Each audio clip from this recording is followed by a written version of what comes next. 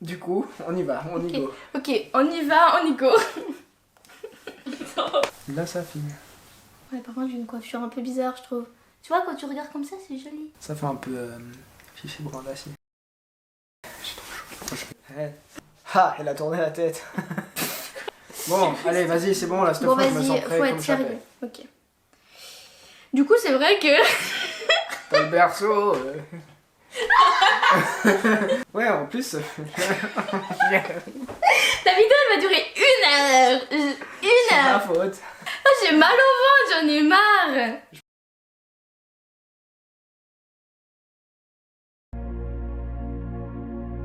Coucou, j'espère que tu vas bien. Aujourd'hui, on se retrouve dans une nouvelle vidéo avec Romain. Coucou. C'est un ami à moi d'enfance. Et aujourd'hui, j'ai voulu vous faire une vidéo que j'ai trouvée cool, où on va partager un peu notre témoignage et notre histoire. Parce qu'il y a tellement de choses qui sont passées où c'était tellement guidé par Dieu. Nos parents se connaissaient déjà avant qu'on naisse, donc c'est là qu'on voit que ça fait vraiment longtemps que ouais, nos familles se connaissent.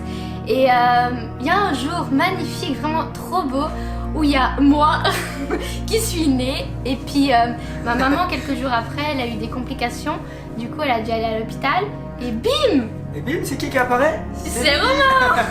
Voir avec ses parents, enfin voilà. Et c'est là qu'on peut dire vraiment que c'est depuis le berceau qu'on se connaît. Si j'ai des photos, je vous en remettrai. Ça serait drôle de voir si j'ai des photos, je sais même pas. Ouais, du coup, on habitait dans la même ville, on habitait vraiment tout proche l'un de l'autre. Comme on était petits, nos parents ils se voyaient aussi souvent, on se voyait aussi parfois dans son église. Ouais, parce que mes parents ils ont une église, et puis je crois que tes parents aussi ils étaient dans une église, puis ils se sont connus un peu comme ça. Hein. Parce qu'ils connaissaient bien cette église, du coup c'est pour ça qu'ils venaient visiter l'église du père de Sarah. Puis une fois, t'es venu une semaine, on était chez moi. Je me souviens qu'on j'avais un jet un peu d'eau qui tourne comme ça, puis on courait, on sautait par-dessus. Ouais, c'était trop cool. C'était trop bien. Ça me rappelle. Maintenant d'ailleurs c'est drôle parce que quand je suis revenu chez elle, j'avais l'impression que c'était beaucoup plus petit que dans mes souvenirs. Ouais, parce qu'en fait c'était nous qui étions beaucoup plus Parce que petits. c'était nous, on était moins grands. Voilà, c'est ça. Sinon, on faisait aussi le Monopoly.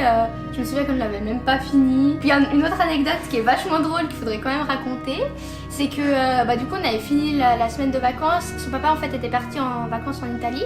Et puis, nos parents se sont dit, ouais, puis si on allait manger au resto et tout. Et je me souviens qu'on était allé manger. Je me souviens qu'on était allé manger dans une crêperie. Et Romain, il m'avait fait, parce que genre, je lui tenais la main, mais vous savez, genre, quand on tient la main comme ça, c'est genre pour dire t'es en couple. Et là, genre à 10 ans, je sais même pas quel âge on avait, on devait avoir moins de 10 ans. Et là, il me fait. Ouais, et là, tu me fais. Sarah, on doit pas se tenir la main comme ça, sinon les gens ils vont croire qu'on est mariés. À 10 ans, on est mariés. Et du coup, on s'est un peu éloigné, avec le temps, parce que mes parents sont divorcés, puis après il y a eu. Ouais, mon père il a un peu déménagé, éloigné. et du coup, on s'éloigne de plus en plus. Parce que voilà, on habitait de plus en plus loin. Par contre, on s'est vu quand même, je crois la dernière fois qu'on s'est vu, c'était au mariage de mon père. Ouais, quand ton papa s'est remarié. Mon papa il s'est remarié du coup. Parce que c'était son père qui les a mariés, enfin voilà. Ouais, c'était trop cool en fait, entre ça et le mariage, on se voyait plus trop, on n'avait plus trop de contact, mais ça faisait pas si long. Puis après le mariage, c'est vrai que là on s'est vraiment éloigné, on n'avait vraiment plus aucun contact. 5-6 ans. Ouais, pendant super longtemps. Au moins 6 ans, je pense. Ouais, bien une dizaine d'années, je pense. Mais nos parents ont quand même gardé les contacts, mais nous deux, plus forcément. Puis un jour, il y a son papa qui, avec nos parents chez lui, du coup, j'y vais aussi. Mais lui, il n'était pas là. Et triste. ouais, en plus, ton père, il avait dit, ouais, Romain, il va être là et tout. Ouais, moi, là, t'étais pas là. Moi, je me rappelle. En fait, je me rappelle maintenant parce que je sais que j'avais autre chose, du coup, prévu. Et je m'étais dit, oh non, ça m'embête parce que je me réjouissais justement de vous revoir. Ça fait super longtemps qu'on s'était pas vu. Je me disais, ça pourrait être cool, on va se revoir. Je me souviens que son papa, on discutait de différentes choses. Et puis là, il disait, ouais, puis Romain, il s'est un peu éloigné de la foi. Voilà, il veut plutôt mettre les pieds dans l'église. C'est vrai qu'à ce moment-là, j'étais particulièrement rebelle contre Dieu parce que je pensais qu'il avait plus grand chose qui devait pas forcément exister vu ce qui se passait dans ma vie.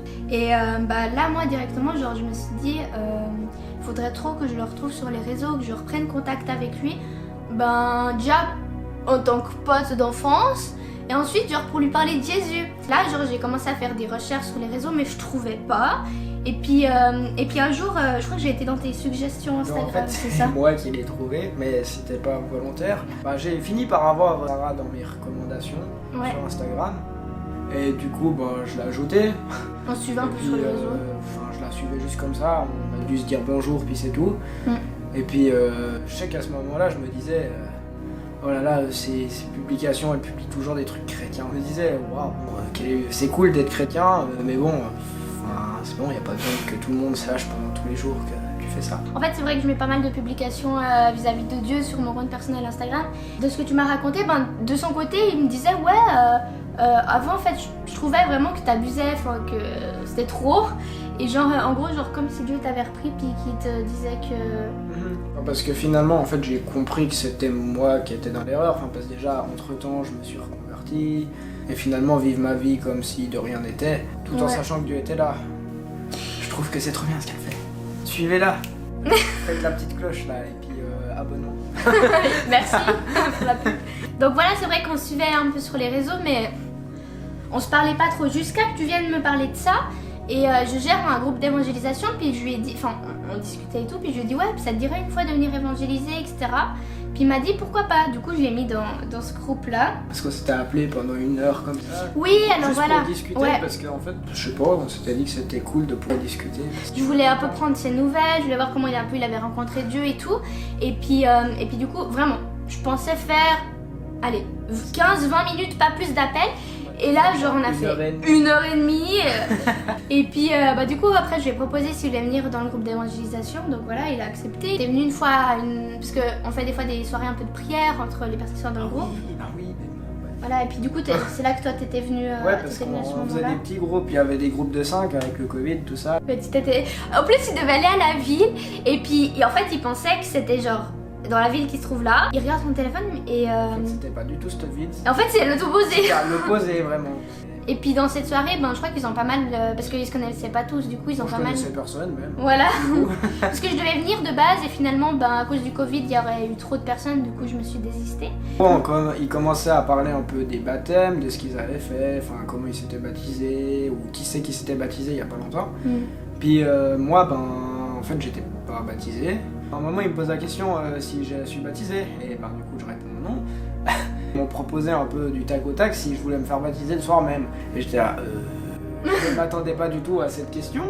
Mais tu me disais dans le train, tu pensais que quelque chose allait se passer. Par contre, je pensais déjà souvent au baptême ces temps, mais surtout j'avais pensé, je sais pas pourquoi dans le train, j'avais pensé que probablement il y avait quelque chose qui allait se passer. Du coup, ils m'ont proposé de me faire baptiser et du coup j'ai accepté. Et là, ils arrivent. Déjà, moi là, je dis, j'ai une pote à moi, elle me dit Sarah, Romain il va se faire baptiser. Déjà, j'ai ma meilleure amie d'enfance qui allait se faire baptiser, je devais y aller, j'ai pas pu y aller parce que j'avais des problèmes musculaires.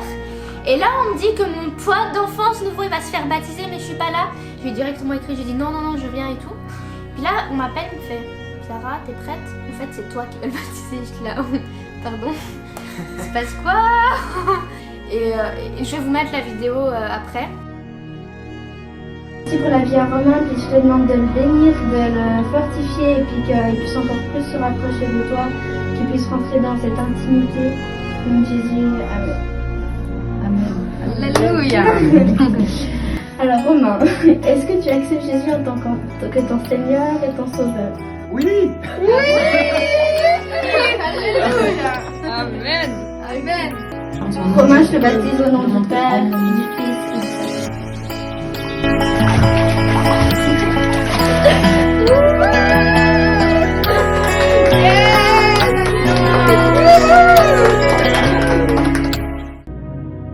Le truc trop drôle de la part de Dieu que je trouve, c'est que genre, comme on vous a dit, depuis que son papa s'est marié, on s'était vu à ce moment-là, on s'est plus vu pendant 10 ans, c'était plus vu. Et la première fois qu'on se revoit, c'est quand je le baptise, genre. C'est impressionnant quand même. C'est une rencontre. Dieu il dit des choses, quoi. Ouais, vraiment.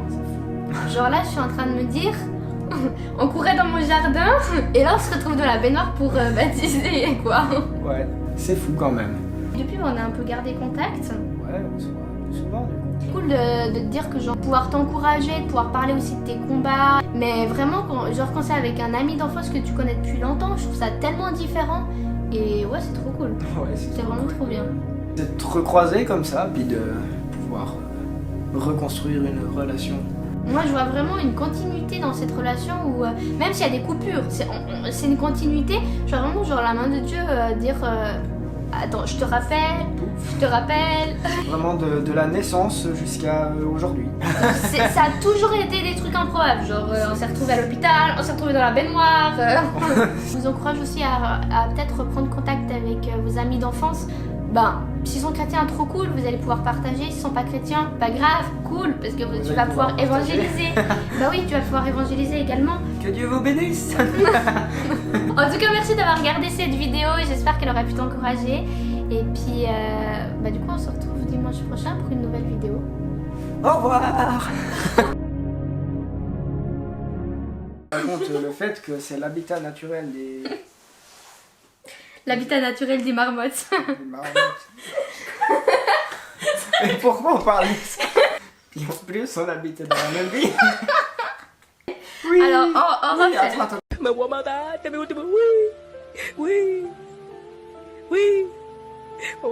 Oui. Je vais pas réussir à la faire, ça. Non, mais je vais réussir. Mais... Ah, j'ai fait tout ce que je pouvais.